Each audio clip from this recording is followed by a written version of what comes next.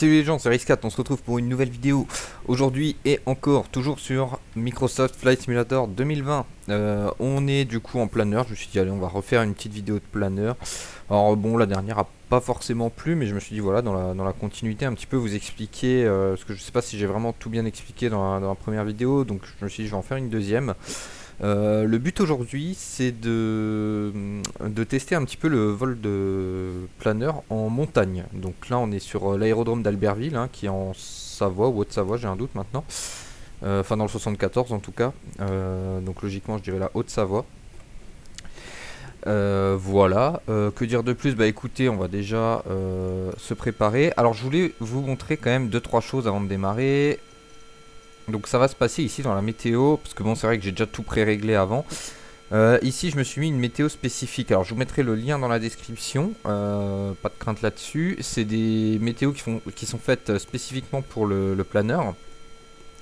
Donc jusque là ça, j'ai juste la changer parce que 15 nœuds c'est un peu fort, je vais voir si 10 nœuds c'est peut-être un petit peu mieux, parce que j'ai essayé avant hein, pour rien vous cacher, et c'est vrai que c'était un petit peu compliqué.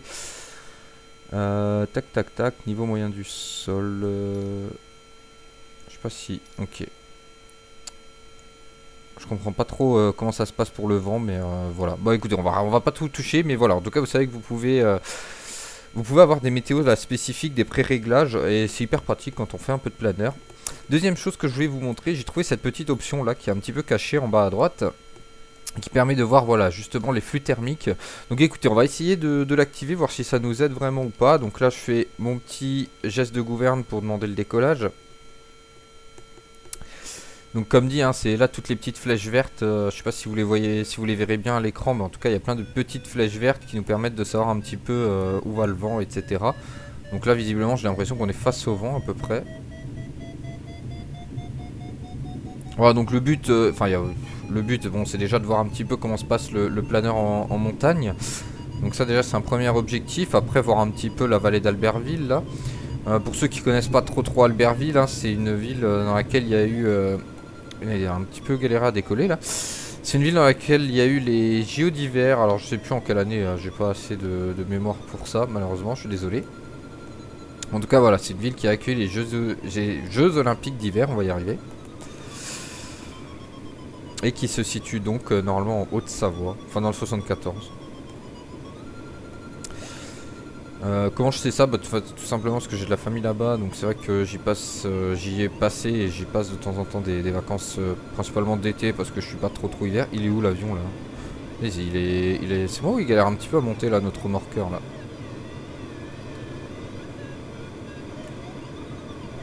J'ai peur que le câble lâche en fait, donc c'est pour ça que je suis pas hyper serein là. Vu que le remorqueur a un petit, comment dire, un petit comportement assez étrange. En tout cas voilà, on arrive sur la ville d'Albertville. Alors c'est marrant, la ville d'Albertville, j'ai l'impression de dire au jour d'aujourd'hui, vous savez. Je sais que certaines personnes ça les énerve, donc je suis désolé par avance. Hein, quand je dirai la ville d'Albertville, ce sera peut-être... voilà, ça écorchera peut-être les oreilles de certains. En tout cas voilà, on survole la ville actuellement. Donc on a le petit point là que vous voyez à gauche, à l'extrême gauche de l'écran ici. Donc ça c'est l'hôpital d'Albertville. Et puis là on va passer juste au-dessus de la base là qui s'appelle LZCRS. Ah bah du coup on passera pas au-dessus puisque l'avion fait demi-tour. Mais voilà, c'est une base hélicoptère de la gendarmerie je pense. Enfin je sais pas, CRS d'habitude c'est plutôt police, donc je saurais pas trop vous dire. Enfin en tout cas c'est une base d'hélicoptère et voilà. Et puis l'hôpital du coup qui a une DZ aussi pour l'hélicoptère. Normalement j'avais déjà fait une vidéo dessus. Non même pas, non. C'est vrai que j'avais dit que j'en ferais une et puis je l'ai toujours pas faite. Donc bah écoutez, à l'occasion je vous ferai une petite vidéo d'hélicoptère là sur Albertville. On se fera une petite mission. Je pense que ce sera avec le H145 sécurité civile, ce sera pas trop mal.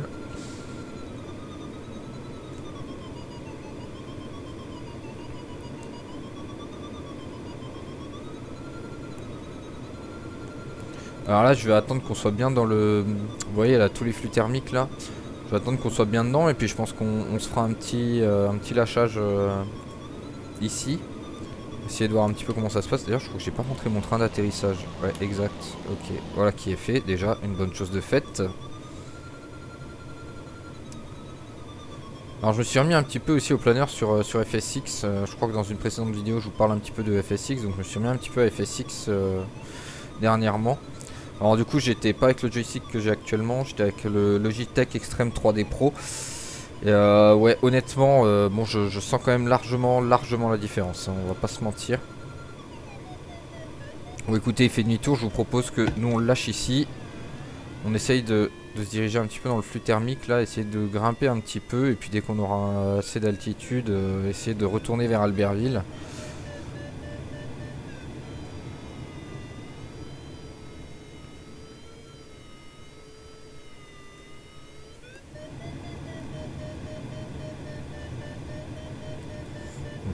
Alors c'est bizarre parce que j'ai le Vario qui me dit qu'on grimpe, mais j'ai vraiment pas l'impression qu'on grimpe, donc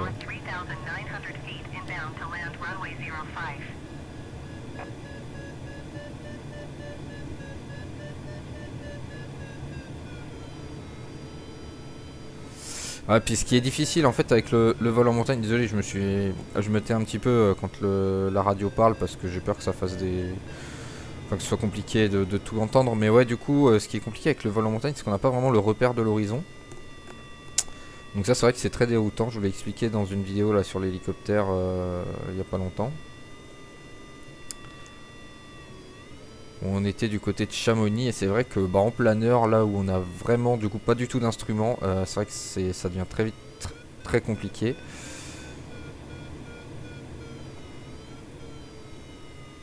Alors je sais pas si être face au vent c'est une bonne idée, mais en tout cas voilà, on va essayer. Alors ça va un petit peu Star Wars hein, là, avec les flux d'air là.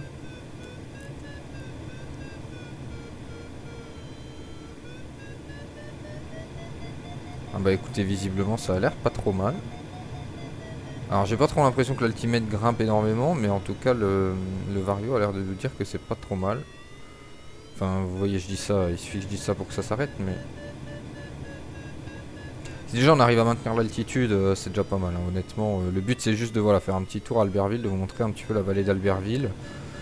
Faire une petite visite. Je voulais aussi, je profitais de cette vidéo surtout pour vous montrer un petit peu qu'est-ce qui peut vous aider sur le vol en planeur. J'ai pas comment dire, j'ai pas les compétences pour vous faire vraiment un tuto. Je vous ai expliqué dans une précédente vidéo, voilà, fallait chercher les nuages, etc. Là, je me suis dit pour vraiment les débutants, etc. Ça peut être utile d'avoir ces petits flux d'air. Enfin, je voulais tester en fait l'utilité, surtout en vidéo. Bon, pour l'instant, j'ai pas l'impression que ça nous aide beaucoup, hein, parce que, ou alors c'est parce qu'on est face au vent. Avant, on était dos au vent, c'était peut-être mieux. Mais bon, j'aimerais quand même survoler un petit peu Albertville, donc c'est vrai que là, ce serait pas pratique. À voir si on peut pivoter le vent de 180 degrés, pardon. Vitesse. On va essayer de le mettre comme ça. Je sais pas si ça change grand chose, mais là, j'ai pas vraiment l'impression. Oula. Bah écoutez, là, j'ai l'impression que, en tout cas, il y a quelque chose. On va essayer de voir si on peut grimper quand même en faisant une petite... Bon, regardez, là, on voit le vent qui change de sens.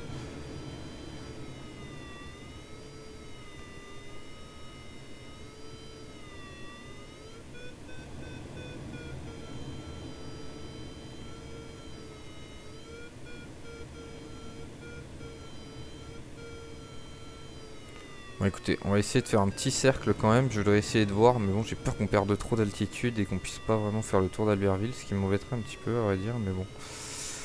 On va essayer de prendre des risques hein, pour une fois. Je suis pas sûr que ça paye, mais...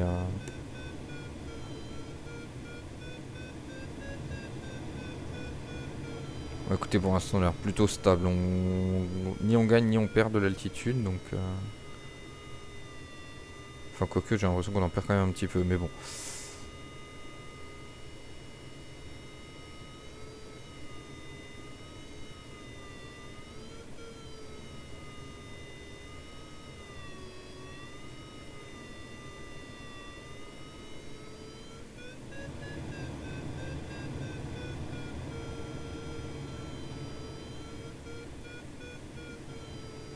Ah, c'est dommage, hein, il y a l'air d'avoir de belles choses, hein, mais on y était avant et puis on n'a pas réussi à monter, donc j'ai pas spécialement envie d'y retourner. Écoutez, on va un petit peu accélérer le pas là parce que... Voilà, j'ai pas spécialement envie qu'on perde trop d'altitude non plus. Visiblement, ça ne donne rien.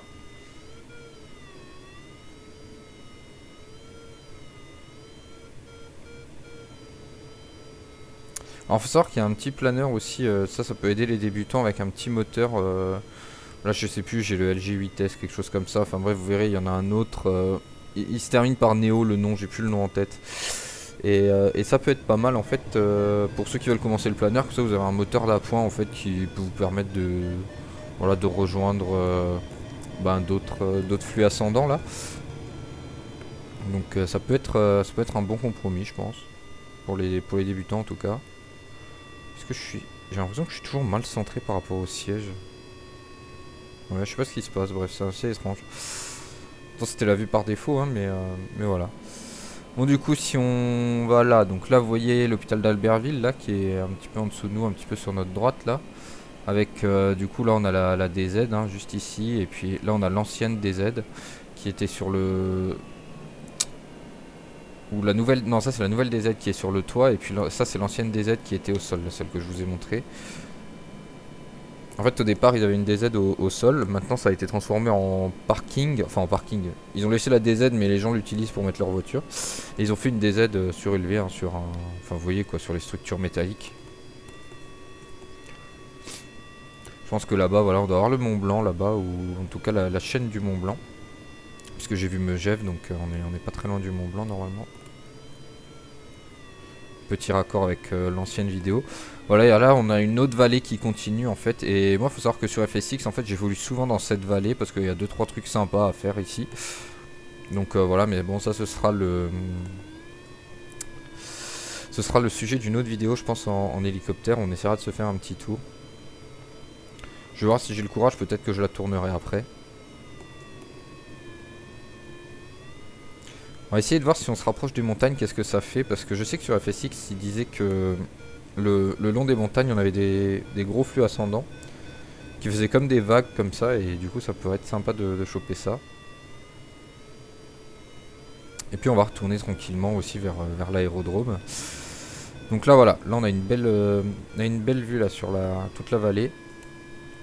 On va essayer de pivoter un petit peu. Alors pas trop parce que j'aimerais quand même choper le courant d'air des montagnes. Voilà, donc avec l'hôpital là-bas.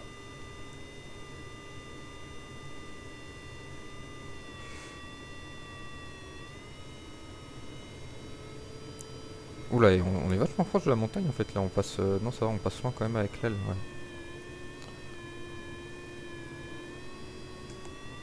En tout cas c'est très beau hein, quand on frôle les arbres comme ça en planeur. Alors c'est assez risqué, je pense que dans la vraie vie les pilotes de planeur ne le font pas, mais ouais, en tout cas c'est assez joli. Je vais encore vous montrer la base hélicoptère peut-être d'un peu plus près. On va voir si on arrive à faire encore un petit cercle avant d'aller atterrir. Je pense que ça devrait passer. Voilà, qui est juste là en face, à peu près au milieu de l'écran. Voilà, donc on voit, hein, il y a une piste avec trois parkings, un peu comme la DZ des Bois hein, finalement. Hein. C'est beaucoup plus petit, mais voilà, on est à peu près sur la même thématique. Et puis là, je pense qu'en dessous, là, les gros bâtiments qu'on voit, ça devait être les stades ou je sais pas. J'ai du mal à me repérer par rapport à ce que je connais, mais ça avait l'air d'être les stades qui avaient été faits pour enfin, stade, patinoire, tout ça pour les JO d'hiver. Il faut savoir que du coup il y a pas mal d'infrastructures qui ont été faites à cette époque-là à Albertville. Là en dessous on doit avoir une zone commerciale en dessous de nous. Non pas du tout en fait, c'est une sablière. Ouais, c'était difficile à voir à l'intérieur du planeur mais là ouais. En tout cas ça a l'air immense comme pour une sablière en tout cas ça a l'air immense.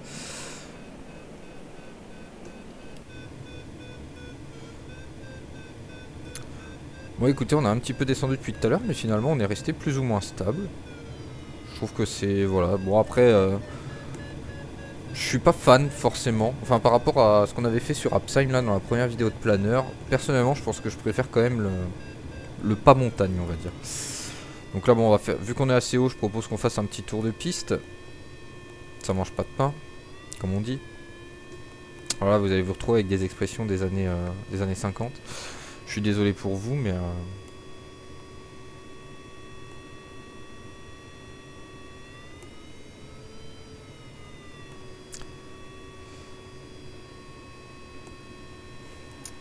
Ok, donc là on arrive au niveau de l'aérodrome. Alors, je vais juste boire un petit coup, hein, excusez-moi si vous entendez les bruits.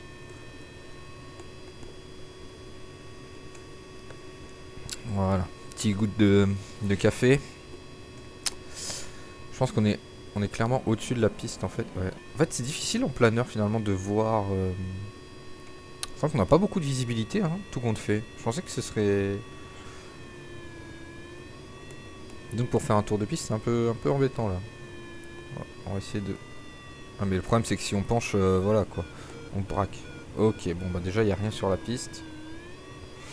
Alors faut savoir que j'ai encore un peu de mal à utiliser le palonnier en même temps que le. C'est pas très stable en tout cas. En même temps que le manche, pardon. Donc ouais. C'est vrai que c'est un petit peu compliqué. Pour l'instant j'utilise beaucoup plus que le manche plus palonnier. Alors c'est un petit peu le, comment dire aussi, le désavantage du T-Flight Stick X.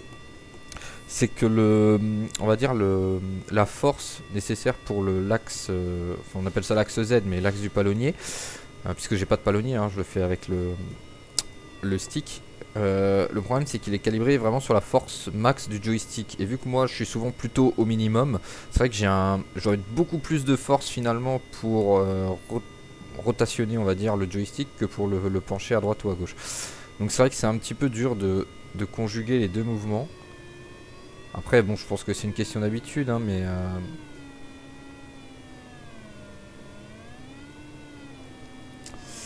donc on est où là par rapport à la piste? Je sais pas si on est vraiment allé assez loin. Ah, pas du tout. Bah écoutez, je vous propose qu'on fasse un petit cercle de descente du coup. Ça changera un petit peu des cercles pour monter. Allez, on arrive quand même à monter actuellement, donc vous voyez comme quoi.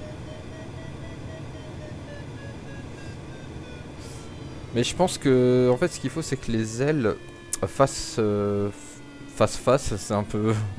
il faudrait que les ailes... Attendez, je vais chercher une version plus élégante pour dire ça. Une façon plus élégante.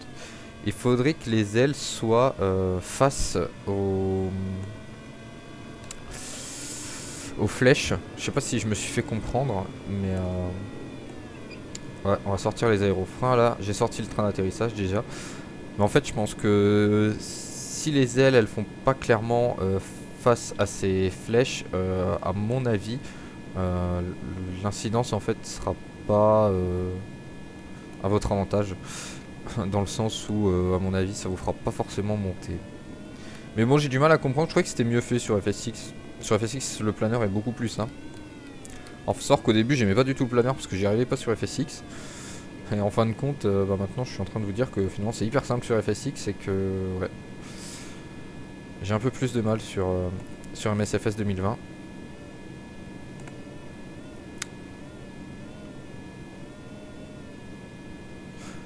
Voilà, bah écoutez, en tout cas le but de cette vidéo c'est de prouver que bah, c'était possible de faire du planeur en montagne. J'espère qu'on s'est pas bouffé l'arbre.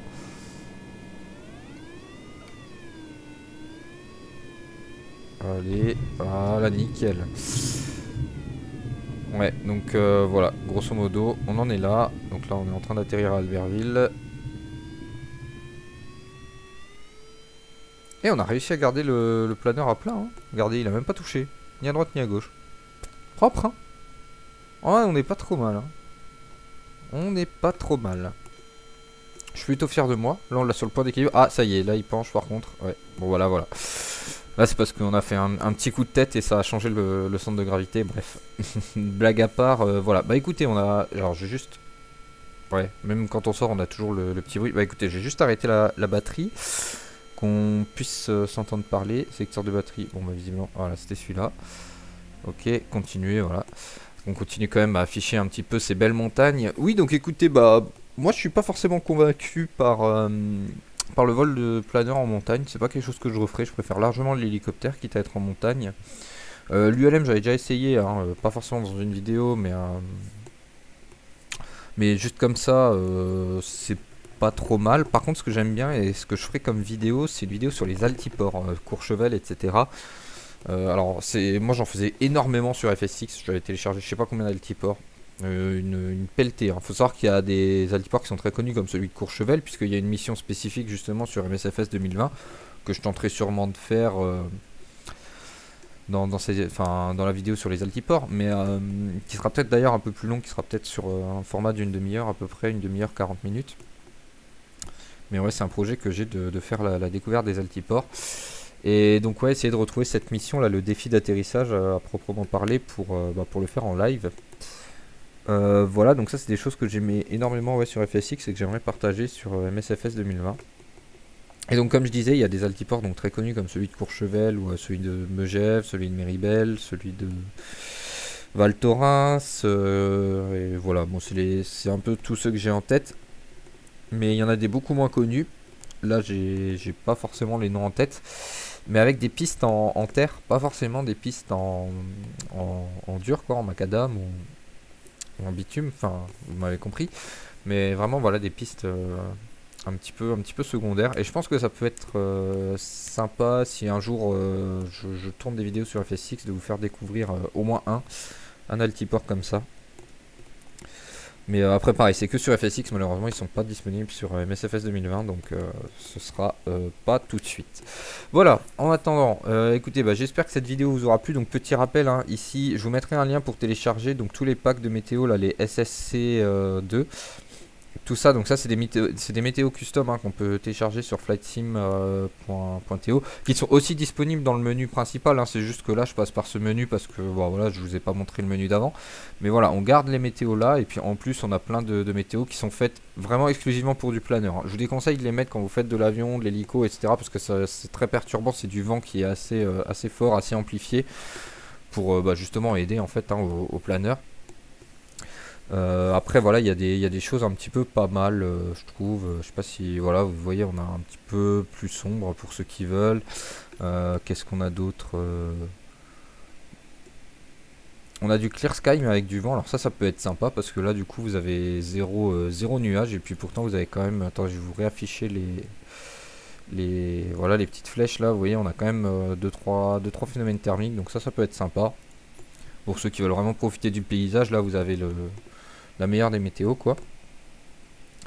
Et puis sinon voilà, qu'est-ce qu'on a là? On a aussi alors ça peut être pas mal aussi.